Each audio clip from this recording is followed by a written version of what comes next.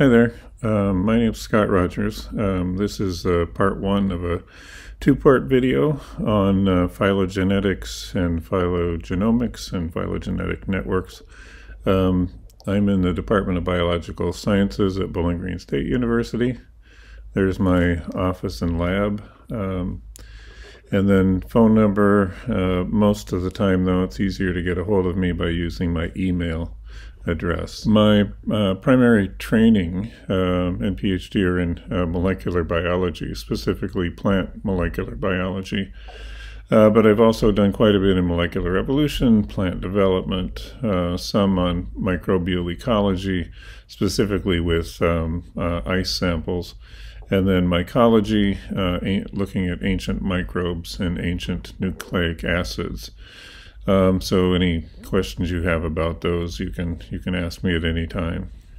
So as I just indicated, this is a two-part video. This is part one, and I'll talk mainly about phylogenetics, and I'll talk a little bit about phylogenetic networks at the end of part two, and also phylogenomics, but it's mainly going to concentrate on phylogenetics. So you can consider phylogenetic trees as being somewhat equivalent to evolutionary reconstruction.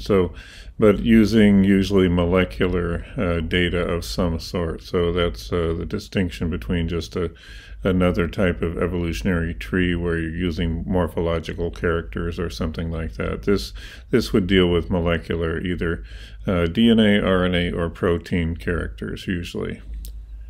And what you can normally do with phylogenetics is you can reconstruct the pattern of evolution. You can use modern organisms to study ancient processes, but the sequences have to be carefully chosen in order to do that, of course. The alignment is always critical to the results. If you have a bad alignment, you're going to have a bad result in the phylogenetic analysis. And you also should know as much as possible about some of the evolutionary processes ongoing before beginning. Some parts of it are very simple to learn, but very difficult to master, and especially in some of the more rigorous methods, they're difficult for the computer to go through as well. So some of the complications, and I'll talk about this at the end, are gene duplications. So you have gene families, you have orthologs, which are, evolving from the same gene for the same purpose, and then there are paralogs, which sometimes evolve from those, but then take on different purposes so that their evolutionary processes and the speed of evolution is going to change for some of those. And there are also horizontal or lateral gene transfers, and these are also common. These can be picked up by using phylogenetic methods, but they can also create some confusion during some analyses as well. So the first tree that we would consider a phylogenetic tree was drawn by Charles Darwin in one of his notebooks after his voyages on the Beagle, and so he thought that looking at all these various animals, plants, and also fossils, because he was collecting fossils at the time also, that all of these organisms might be related in a large, genealogical tree, even though genetics was not even a field at that time. Later in the 19th century, Ernst Haeckel drew this diagram looking at primarily the age of vertebrates and the age of man and things like that. So he was trying to put together essentially a phylogenetic or evolutionary tree of all organisms. He even has invertebrates down below. So these were some of the early attempts to try to make sense of how organisms were related to one another. Now in the latter part of the 20th century, now in the 21st century, different methods are employed. So molecular methods to try to in this case, look at the origin of humans going back to about 200,000 years. So this was a study of variable mitochondrial regions of the genome of humans, looking at native Africans and native Europeans, Native Americans, and things like that. And the deepest branches were from Central Africa, and then radiating out from there into Asian populations, and then finally European populations over here, and Native Americans as well. And so you can see some of the more recent lineages are also Asian, Papua New Guinea, and things like that, whereas the deepest branches back here indicating the most changes, the largest number of differences between the Western Pygmies over here and other African lines as well. So in this case also it was sort of tracing back to the original populations, and the original populations were in Central Africa.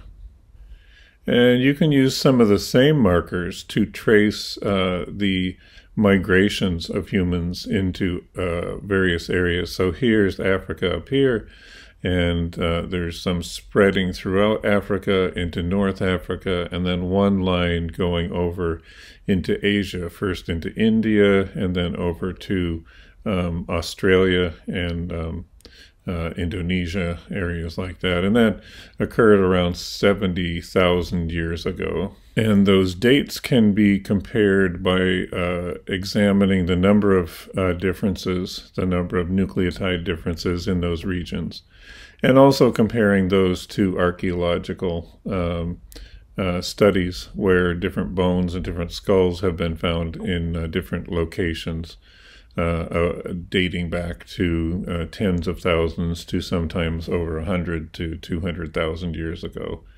Then there were migrations into Europe, of course, and then over into Asia, and then eventually down through North and South America. So here is a map of some of that, indicating the both the phylogenetic tree on top, and you see the deepest branches here are in these areas of Africa containing those red sections, and then going into these yellow sections here, more recent alleles in those populations, and then these green ones and orange ones over here, those are more modern lineages, that is, more recent changes to that mitochondrial DNA. So this diagram is rather interesting, so that it traces mitochondrial genomes, which are passed through females, and Y chromosome changes, which would trace the male lineages. And so the orange colors here indicate those migrations of the female haplotypes or female genes. And the blue areas indicate the migration of primarily the males. And so you can see they're coincident to a degree, but then they diverge in certain ways, indicating that there was primarily males were doing the sea traveling, they were doing going into war and things like that, where the females were staying in their homelands essentially. So you can see that in Africa, in most cases, they're moving together, but then by the time humans start migrating out of Africa, the lines diverge somewhat. So it's an interesting to look at historically anyway, about the movements of those genes around the world. Studies of the physiology, especially in multi-gene families and other genes, can be used in a phylogenetic way also to trace certain functions, in this case globin genes and hemoglobin, through the evolutionary pathway of both, in this case, the alpha and the beta globin genes. So back here with invertebrates, they're fairly simple. So passing oxygen from the water, in this case, to the tissues, very few steps have to be taken to transfer that oxygen. Then you have the vertebrates, starting with fish, both jawless fish and jawed fish. They have multiple copies of the globin, and they've evolved in different ways to carry oxygen under different oxygen concentrations. And that's because they have to take oxygen out of the water into the gills, into the bloodstream, and then transfer that oxygen, sometimes long distances through those organisms, to the tissues. Also, the eggs have to be able to gather oxygen through that egg membrane and into the developing fish embryo. Then you go up through reptiles, which now are laying their eggs on land, so they're transferring oxygen directly out of the atmosphere through the eggshell into the egg. But the organism also has to transfer that oxygen from its lungs now through the bloodstream to the tissue. So more types of globins are necessary to pass that oxygen from one to the next and then finally to the tissues. Then the next step would be birds, and then mammals. And for marsupial mammals, early, the embryo requires some different types of globin, hemoglobin, so that the oxygen can be passed from the mother to the embryo. But then you have the fetus, which requires more oxygen, so that requires additional types of globins to carry the oxygen. But they're then born as very small organisms, so then they're breathing air at that time when they're in the mother's pouch. Placental mammals, on the other hand, are carried inside the mother for a longer period of time, so the demands for oxygen are going to be higher for a longer period of time, and so those both embryonic and fetal globins have evolved further to allow transfer of that oxygen, and this is shown in the next slide, where you have transfer of the oxygen into the lungs, into the capillaries, into the bloodstream, and so it goes into the mother's blood, and then that oxygen then has to be passed to the mother's tissues throughout the body. But also it has to be transferred through the placenta into the fetus's blood and then to the fetus's tissue. So this requires a stepwise movement of the oxygen from one type of globin in the hemoglobin to another type of globin in the hemoglobin, and eventually out to the tissues. And here are some graphs showing that. Here's the partial pressure of oxygen here, and the percent of saturation of oxygen of the hemoglobin. And so myoglobin picks up oxygen at relatively low concentrations of oxygen. So that's the one that then is within the tissues. The adult hemoglobin has a lower curve here, so that at any particular concentration of oxygen, it will be releasing some of the oxygen, and at that same concentration, the fetal hemoglobin will be picking up that oxygen or attaching it, and will only release it when it reaches other places of lower concentration of oxygen and eventually pass it on to the myoglobin. So if you look at the pattern of expression of those globin genes, then what you see here first are the embryonic globins, the epsilon and zeta globins are turned on first, so they're at high concentration. By about a month or two in, those are declining, and alpha globin as well as gamma globin. So you have an alpha gamma type of globin in the fetus, and that's what's then the globin, the hemoglobin that's picking up oxygen from the mother's blood for that fetus. At birth, then it's still primarily alpha and some gamma as well as some beta. And it's after about 3 months, then this starts changing. And eventually after 6 months, the child has adult alpha and beta type globins as well as a little bit of delta globin.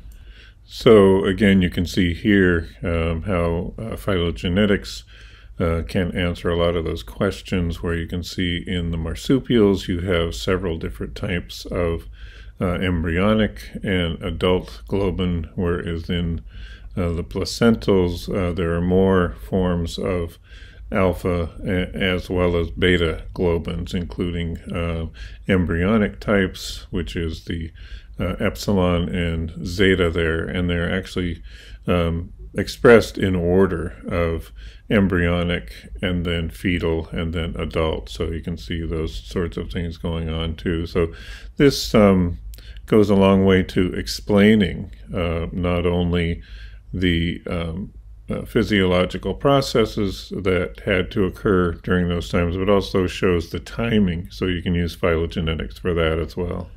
And just as a note, this is a fairly simplified diagram of these loci. So in fish, often they have many of these globin genes, but they're primarily one type, and in a few cases, a few other types in some of the more advanced fish. And then there are also more alpha and betas in humans and marsupials and things like that. So I have actually shortened this a little bit. You can see in some cases there are pseudogenes here, and there are a couple types of pseudogenes, and I've only shown one type of pseudogene for this diagram. But it can, phylogenetics can show the timing of these pseudogenes, and pseudogenes are just gene copies in multi-gene families. There's been a duplication, and then those genes, for one reason or another, are no longer expressed. Some are not expressed even as RNA, and that's these ones that are indicated by the psi. Another type here I haven't shown are pseudogenes that are actually transcribed into RNA, made into the protein, but the protein is non-functional. So that's another type of pseudogene that you do find in this locus also, but again, I haven't shown those. Now, in one of our studies, as I indicated early on, we work with ancient ice cores. We isolated organisms and sequenced them from several ice cores in Greenland. We also have done similar things in Antarctica, but I just wanted to show the Greenland ones in this case. So in this case, we wanted to do a couple of things. First, to find out how far back we could go and still get organisms that were living, and we could go all the way, in this particular one, back to 250,000 years before the present. Since then, we've gone back about 1.5 million years for some Antarctic ice, and we took some of those ice cores. This is from an Antarctic core, but similar, wrapped in plastic, and then sterilized the outside of the ice core, melted the interior part of the ice core, and then plated some of that ice melt water onto various culture plates.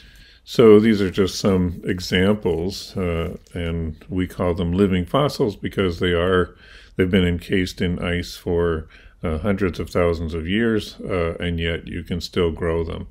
So this just shows some of the culture morphologies and then some of the microscopy that we did on those. But we also extracted the DNA and then performed phylogenetic analyses on those. And this is just one tree, and it's in, I mean, it's too small to really read, I guess. So, but I have subsequent slides centering in on some of these. So we could do a phylogenetic analysis based on ribosomal RNA genes, specifically the internal transcribed spacers, align those, and then do this phylogenetic analysis of them. So just focusing on that top clade, you can see that these G's are glacial isolates, GI. And you can see these three come out pretty close to Penicillium commune, which is probably at least two of those are Penicillium commune. And this one, GI 141, is a Penicillium, but whether it's commune or not is a question. And this GI 306 comes out closest to Americella, and that's probably correct, that's the correct species. Quadrilineata. So, in many cases, we can get the genus and species, and in other cases, we can just get at least the genus identification of it. So that's another use for phylogenetic analysis to narrow down the taxon of a particular unknown organism. So here's another one. This is the clade C from that large phylogram earlier. And you can see most of these are coming out closest to Cladosporium cladosporioides. And we pick that one up quite often in the ice. But then these ones over here look to be closest to Cladosporium herbarum. But they may not be quite the same. So the GI stands for glacial isolate, meaning we grew those and then sequenced them. The IM numbers, these are just sequences out of the ice without culturing. And so one of them is similar to this glacial isolate, probably the same species, that is Cladosporium herbarum. This other one lines up closely to this Cladosporium clade, but it's far out here, so it may or may not be Cladosporium. It certainly isn't herbarum. It's too far out, so that still remains an unknown organism. And then finally, in these last two branches here, F and G, you can see this IM80 and IM65.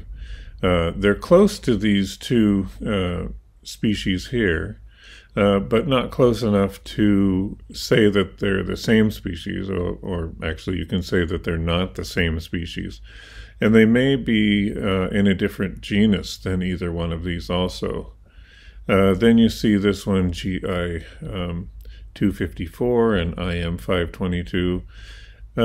Again, they're related to some of these other species listed here that are known species, but it's impossible to say exactly what they are at that point. And then this one, IM49, that one's even more enigmatic in that it's in between these two major branches.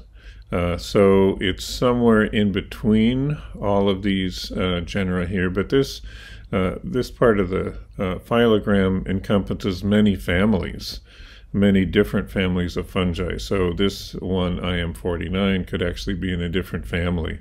So it's very distantly related to any one of these, and we never did identify exactly what that was. A few years ago, a larger study was done, a much larger study, on bacteria, eukaryotes, and archaea, and sequences from hundreds of different organisms. And this was the result. And so everything in blue over here, and a lot of these red dots in here, those are sequences from organisms that have never been cultured. So we know that especially this large clade over here is a candidate radiation of organisms that have never been cultured, so they haven't been really studied in the lab. They're only known by their sequence. And then interspersed in here also others. So this is the large bacterial clade here, archaea and eukaryotes down at the bottom. But in many cases, there are many more organisms out there that have never been studied scientifically, but we can still find their sequences. So you can do this with phylogenetics also, find out where these things belong in the grand scheme of organisms on Earth. Also, you can discover horizontal or lateral gene transfers through time also. It's clear now, and we've discovered this partly because of phylogenetic methods, that bacteria are exchanging pieces of DNA, and they've lent sequences to eukaryotes, both plant, fungal, protists, including entire organisms that have moved into the eukaryotes. And so you can trace those migrations, essentially, of those different DNA fragments through time. And of course, one of the major movements of genetic material has been in organisms becoming first endosymbionts and then organelles. And one of these is mitochondria. And it's clear from the mitochondrial sequences that mitochondria originated from an alpha proteobacterial species that are closely related to rickettsia. And rickettsia are ones that also parasitize and continue to parasitize eukaryotic cells today. So at one time, we would draw evolutionary or phylogenetic maps like this on the left, where the bacteria and archaea diverge here, and then a branch of the archaea become the eukaryotes, and then there are these migrations of mitochondria and chloroplasts, both an alpha proteobacterium and a cyanobacterium, entering these eukaryotic lines to become eukaryotes, and then plants and protists and things like that. We now look at it slightly differently in that we draw the trees somewhat like this. So this is just a sketch of one where you get a separation between bacteria and archaea. That's true, but eukarya are actually formed from joining an archaeal cell with a mitochondrial cell and probably another cell, a planktomycete, even before that, to become the nucleus. And then in that plant line, a cyanobacterium entered a cell that already had a nucleus and a mitochondria. And so eukaryotes are really the joining of all these archaeal and bacterial cells together into one larger cell. Another thing that you can do with phylogenetic analysis is to study multi-gene families. And so sometimes this becomes a problem because you don't know whether you're working with orthologs, that is, genes that are genetically related and actually perform the same function in different organisms or the same organism, or paralogs, which are ones that have diverged more distantly and have now different functions. But these can be studied in different ways. So here's a duplication, and then one of those genes is free to change. In this case, it becomes a pseudogene along this line, so that you get a dotted line here for that particular gene. And over here, there's another duplication, a loss of one of the copies, and here in this other line, you have all three copies. Along this line, this gene is changing first and then duplicating, and then taking on new functions here as the two copies. One becomes a pseudogene. In this line, both are lost, and in a third one, both copies remain the same for a longer time. Also, phylogenetic analysis has indicated also that the initial trees that are drawn for species and that are actually netted. So there are, again, sequences, organisms that are being transferred along each one of these branches. So it's more of a netted pattern, and there is a process called phylogenetic networks that attempts to elucidate these netted patterns. And if you look on a finer scale, especially with diploids with sexual reproduction, then you're getting mating between different lines on each one of those branches that are then forming another type of net within each one of those branches. So now I want to talk a little bit about the nuts and bolts of phylogenetic analysis. So we have up at the top here the OTUs, or operational taxonomic units. These could be species, individuals, genes, whatever the particular study is examining. And then these branches back here are inferred based on the characteristics of the comparisons of A with B and A with C, A with D, B with C, etc. All of those comparisons. So the longer the branches are, then that indicates increasing distance between those operational taxonomic units, and that means further back in time in evolution. It also implies that to compare recently diverging organisms, you need sequences that are changing fairly rapidly so that they're not very well conserved. To examine these branches further back in time, then more sequence conservation is necessary so that at least they share many of the characters that each has. So just to be clear also, that the samples are here, right? You're working with present data, unless you can work with ancient sequences, and you're inferring the branching order and branching pattern in the past. So here's a full phylogenetic tree that is inferred, but it's based on sequences that are way out here on the surface of this tree, on the very ends of the trees. And realize also when you're dealing with bacteria, eukaryotes, and archaea, you're dealing with modern organisms, contemporary organisms. You're not dealing with the older organisms.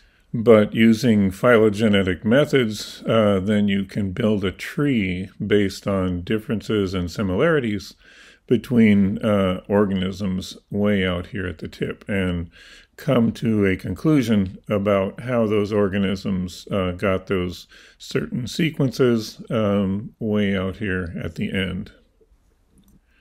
However, as you go further and further back into the past, then the clarity of the tree becomes a little rougher because there has been so much time to have sequences change in one direction, change in a different direction, change back to an original type. There's introgression. There are horizontal gene transfers and that. So it gets a little blurry, and that's why some of these initial points on the tree of life, back to when bacteria first evolved, the clarity isn't as high as it is out here, where you can trace human evolution, you can trace reptile evolution, you can trace the evolution of fish, etc., which is more recent within the last several 100 million years. Going back here, that is to 4.0 to 4.2 billion years at the root here, that's more difficult to elucidate. Ancient DNA sequences have been used to actually solve some of these branch points or hybridization events, such as in humans. Some of the migrations of humans that happened within the last, let's say, 10,000 to 100,000 years, those can be traced. You can also trace hybridization events with Neanderthals, things like that. So, but that's only in the tens to hundreds of thousands of years ago. Going back further, I think some of the oldest bacteria that have been sequenced are about 8 million years old. Further back than that, there have been reports going back to about 140 million years. But those, it's hard to know whether those are true sequences or contaminants, but at least for ancient DNA, you can go back into the 100,000 year range, or even the million to 2 to 3 to 4 million year old range. So here's a little bit about tree terminology. As I said, the operational taxonomic units are out here at the ends of those branches. Some trees will contain a root if that root is known. That is, that will give you the evolutionary direction of these branches, but you can only use a root if you know that that's really the ancient species. Often a sister taxon, a closely related but definitely different taxon, is used to place the root. Just as in a real tree, a physical tree, these trees have nodes where the branches diverge or come out from one another. And there are internal nodes here, and then terminal nodes where the OTUs are placed. And then there are internal branches or internodes and then the terminal branches out here leading to the terminal nodes, which are where the OTUs are placed.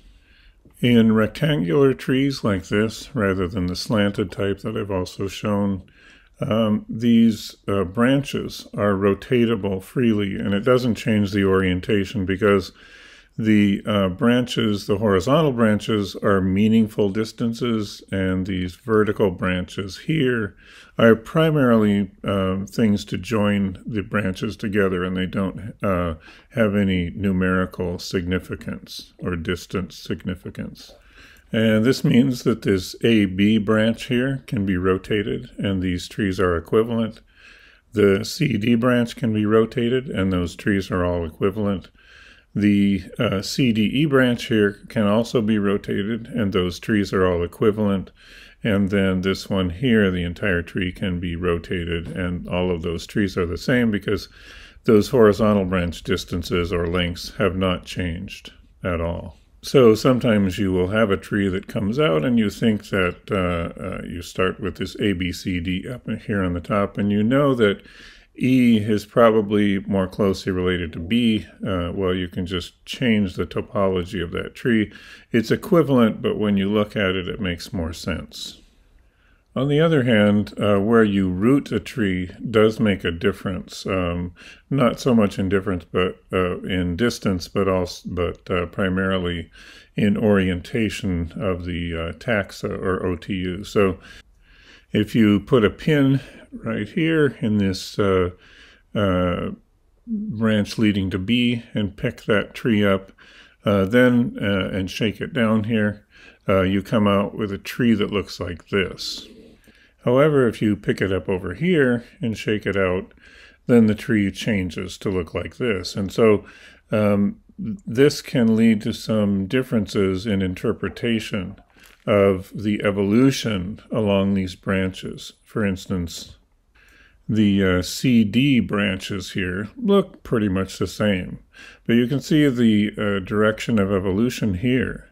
In the A and B clades down here look quite different, so it's clear that B evolved very clearly over here, and then the A line additionally led to the CD branch. Whereas over here, it was a branching pattern that split A and B from C and D very early, and then you have this CD branch and an AB branch. So the evolutionary conclusions would be different by rooting in a different place. There are several different strategies for determining trees, for constructing trees. The first are distance methods, such as unweighted pair group method using arithmetic averages, or UPGMA, and then neighbor joining, NJ. UPGMA isn't used so much anymore. Neighbor joining is actually used quite a bit because it takes less computer time for larger data sets. Then there are discrete methods such as maximum parsimony, counting steps, nucleotide or amino acid steps on each branch, coming out with the shortest tree possible, or multiple short trees. And then probability methods, maximum likelihood, which calculates the likelihood of changes along each branch and then comes out with a total likelihood for the entire tree. It takes a lot of computer time, though. Bayesian is sort of pseudo maximum likelihood. It's an iterative method that looks at the probability of one tree converting into the next tree by whatever nucleotide or amino acid changes have occurred. Takes a little bit less computing time, so Bayesian has been preferred in recent years. For any method, the alignment is really crucial to finding an accurate analysis and conclusion in the end. So usually for RNA and DNA, the first bases are aligned identically. That is, all of the bases that are alike in this first column, all the A's there. Next, transitions are aligned if they occur, that is A to G changes or C to T changes, because those happen more frequently than transversions by about 1.5 to 3 to 1. And then the transversions are aligned after that, A to C or T changes and G to C or T changes, or vice versa. And then gaps are inserted if necessary. Some of the methods consider gaps as data points or pieces of data, and others exclude them from the analysis. But some consider gaps as essentially a fifth base, so another change. For coding sequences within DNA, then that middle nucleotide is the most conserved, so changes in that will have heavier weighting. And the most variable one is that third nucleotide in the triplet codon, so that will have less weighting in the analysis. And then amino acids, again, are aligned if you have an amino acid sequence. Identical amino acids first, and then aligned amino acids according to the genetic code. That is, that similar amino acids that are close in coding will be aligned next, and then things that are further away and have very different characteristics, the amino acids, those will be the last to be aligned together. And then gaps are inserted if necessary.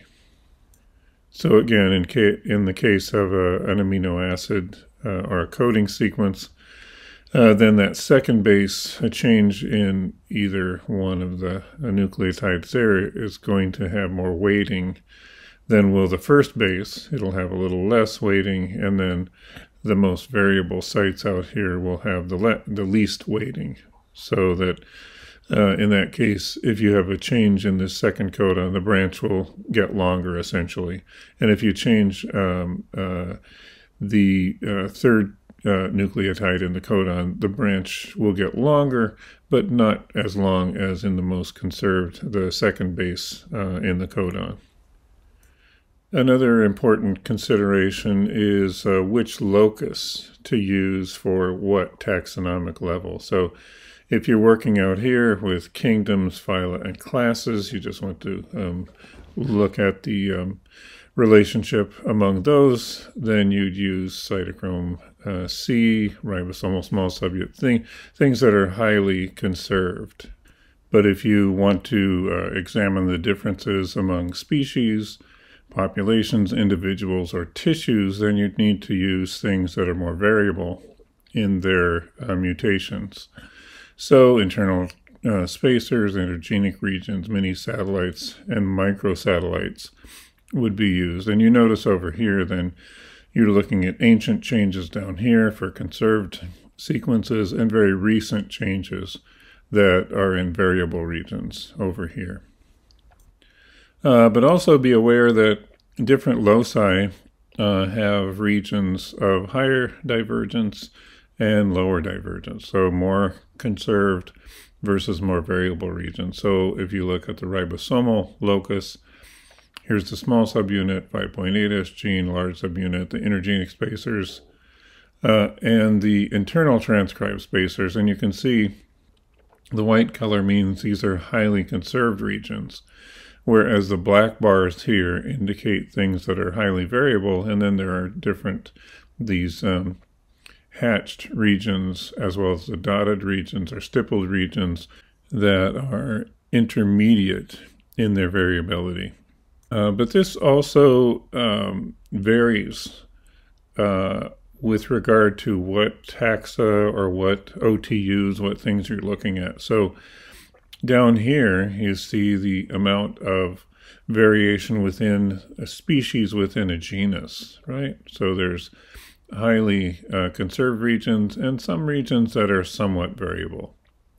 When you go to the family level, and now we're looking at generic differences, there's more variability exhibited because you're further out taxonomically and going back further in time. So there are more changes that have occurred. So once you decide on a region and a taxonomic level and the sequence variability that you might expect, then you need to decide what sort of model to use as far as changes. So you can use just the number of differences or changes in those sequences, whether they're DNA or RNA changes, nucleotide changes, or amino acid changes. You can also do proportional differences, which are somewhat like numerical differences, but used for different purposes in different programs. You can also adjust for transition rates versus transversion rates, and usually transitions occur more rapidly than transversions. So a transversional change would be weighted more than a transition because the transitions are going to happen more frequently. You can also use what are called gamma differences and other types of differences and similarities. And so the computer will then look at the rate of evolution on a position-by-position basis. And that's what I was indicating before, that parts of a region might be evolving very rapidly, and another part will be evolving slowly. And so you can account for those differences. So most methods go through this process. Sometimes before the data matrix is analyzed, trees are produced. So in neighbor joining and in maximum parsimony, first trees are constructed, and even maximum likelihood. An initial tree or set of trees are constructed by the computer, and then it takes the data matrix that you've given to it, which is usually a sequence alignment. It goes through the calculations that you have chosen to, account for differences in the transitions, transversions, the location, etc. And then it builds a transformed matrix upon which the tree is either constructed or analyzed. And by constructed or analyzed, what I mean is in some cases, an initial tree is chosen, and then in a stepwise fashion, the branches are evaluated. In other cases, many trees are constructed at the beginning, and then those trees are analyzed with regard to how many changes have to occur on each one of the branches. So there's a little bit in the method here where the trees are either constructed and analyzed, or just a number of trees are analyzed that have already been constructed. So if we start with a hypothetical tree, just one that we've made up, with varying lengths of branches, 1, 2, 3, 4 steps in as far as the nucleotide changes, then we can start making a matrix. So here is the matrix with the raw data. So the distance between A and B is 4 steps. That is the 1 plus 3 on this tree. The distance between A and C is 7, 1 plus 2 plus 4. And the distance between B and C is 3 plus 2 plus 4, or 9 over here. And you see the bottom part of the matrix is a mirror image of that. So the first method I want to talk about is a numerical method called UPGMA, unweighted pair group analysis using arithmetic averages or means. So what it does is it looks at the closest to taxa, or OTUs, operational taxonomic units, A and B, and adds those together. 2 plus 2 is 4. Divided by 2 then is 2 steps in each branch. So it averages the branches in this case. And since we started with a tree where the distance from the node here to A was 1, and the distance from the node to B was 3, that still added up to 4. But you can see that the calculation isn't quite correct for UPGMA. Next, it goes back and it already knows the distance to the AB part, and now it's looking for the distance from that AB branch to C, and the distance from A to C is 8, and the distance from B to C is 8 So it then averages those, and the distance then is 4 for that distance. So it does calculate the correct distances for this 4 line, and for the 2 plus 2 is another 4, and averages that. So some of the branches then for the UPGMA tree are correct. But looking at the original tree, you can see up here where you have these unequal branch lengths, those are averaged in the UPGMA tree. So these are known to be somewhat inaccurate, but it gets the overall branching pattern correct, even if the distances sometimes are incorrect. Neighbor joining is also a numerical or arithmetic type calculation. And it starts with a star diagram like this, and there's only 3 taxa here, but if it had 1,000, all 1,000 would be clustered around this star. And then it goes through and starts by connecting the nearest neighbors first. That's why it's neighbor joining. And remember, the 2 nearest neighbors were A and B.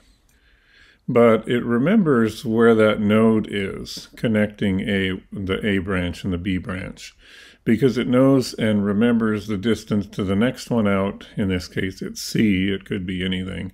And so it correctly places the node where it should be, rather than averaging the sum of 3 plus 1 to come out with 2 and 2. This one does remember where the node is, so it's much more accurate than UPGMA. So here's the tree it produces. It connects the other 2, and remember, those values were 1, 3, 1 and 3 here, and then 2, and then 4 for the connecting branches. So it comes out with the same tree. It's in a little different form here. I've just drawn it in a little different form, but it comes out with the correct tree. Now, this is also a very fast method because it just uses arithmetic calculations to determine the lengths of the branches. And so it's a very fast algorithm, so that you can use it for literally thousands of sequences all at the same time. And so it's become more popular, actually, since genomic studies were initiated, because you can analyze very large data sets on just standard computers.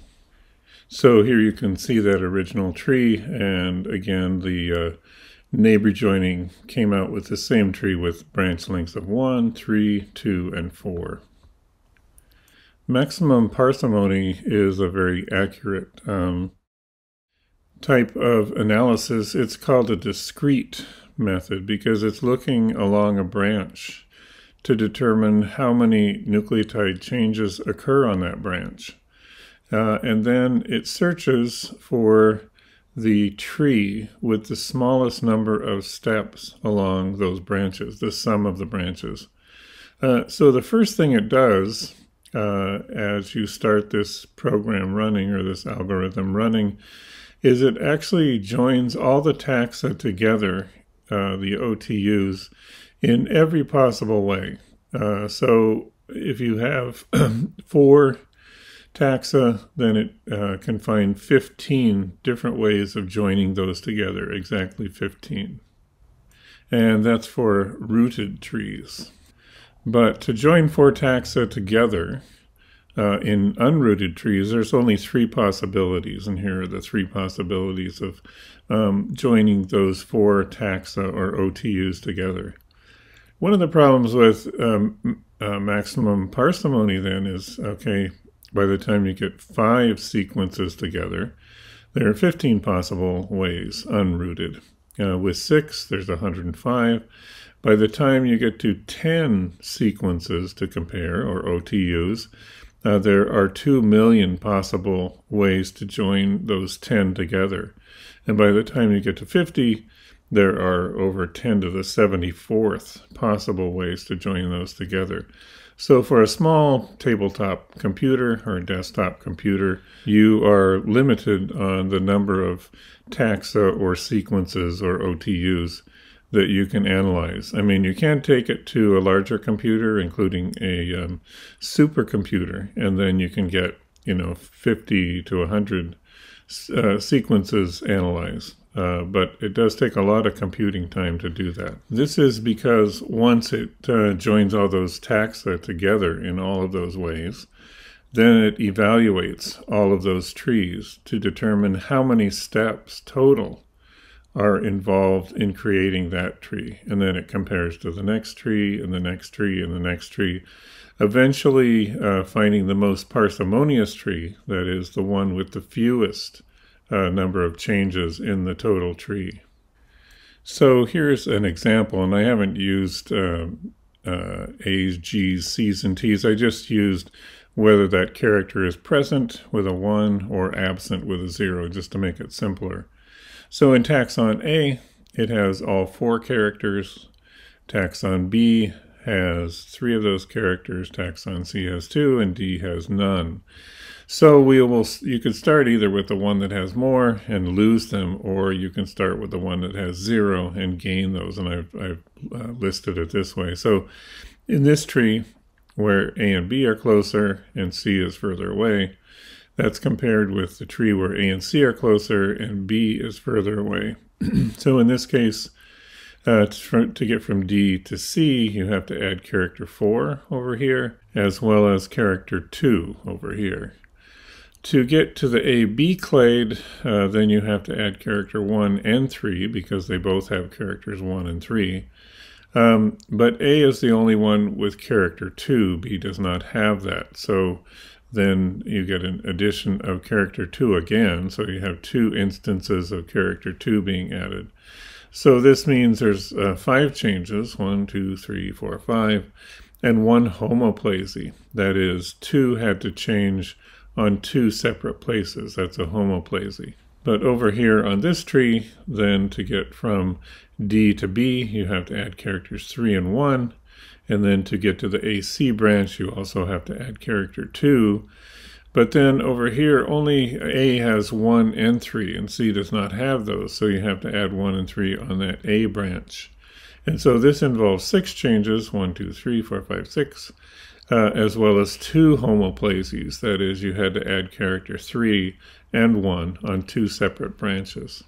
So this tree here, with 5 changes and 1 homoplasy, is considered the most parsimonious tree among the 2 because it has fewer changes and fewer homoplasies. Because this takes a lot of computing time, several different search strategies have been developed. So the first is an exhaustive search, where you have to go through all of those, 2 million possibilities for 10 sequences. That takes a lot of computing time.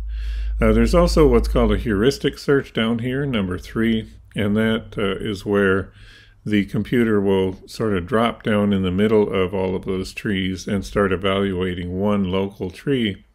And then it will move out from there and evaluate adjoining trees that are close to that one.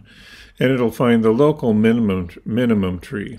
In many cases, it will find the most parsimonious tree that the exhaustive search would find, but sometimes it finds one that's not the best tree for that data set. The number 2 method here is called branch and bound, and it's semi-exhaustive in that it starts with a search strategy tree. So this is different from the phylogenetic tree. It starts a search where it starts joining the 3 taxa together, and then goes joining the 4th one from there, and then the 5th one from there, and creates a search strategy tree. So here's the search strategy. First you join together taxa A, B, and C, and then add on D and come out with these trees over here. And then you add on E and F and G, etc., until you have a large search tree constructed. So the first step is to go all the way down one branch to the end, and then determine how many steps that particular tree encompasses, how many nucleotide steps, discrete steps. And it remembers that number, but then goes backward along that search tree to go to the next level out from that where it branched before. So it's evaluating these other 4 trees over here. If it evaluates those and finds that all 4 of those are longer than this tree that it started with, then it will save that tree in the memory. That is, so far this one down here is the most parsimonious tree that it searched through. If one of these other ones would have been, then it would have saved one of those and crossed this one out. Then it moves back one more position on that search tree and then starts down another branch. If it finds that this first one, this next step down here, is already longer than this one that it saved as the most parsimonious one so far, then it doesn't go any further down that branch. It eliminates all of those without even searching them because it already knows that they're longer than this one, which is already longer than this one over here. Next, it goes back up and then starts traversing the next branch over. And again, if it finds that this one is already longer than this one it has considered as the most parsimonious tree, again, it will cross that one off and it won't even evaluate the next ones out. And in this particular example, then, this one over here will be returned as the most parsimonious tree from that search. And you can see that it's eliminated a large number of the possible trees to search. So this one's actually fairly fast method for searching. Okay, so that's the end of this video. I'll continue on with this, talking about maximum likelihood, Bayesian, and then I'll discuss some ways that we've used phylogenetic methods in the research in my lab. Okay, see you in the next video.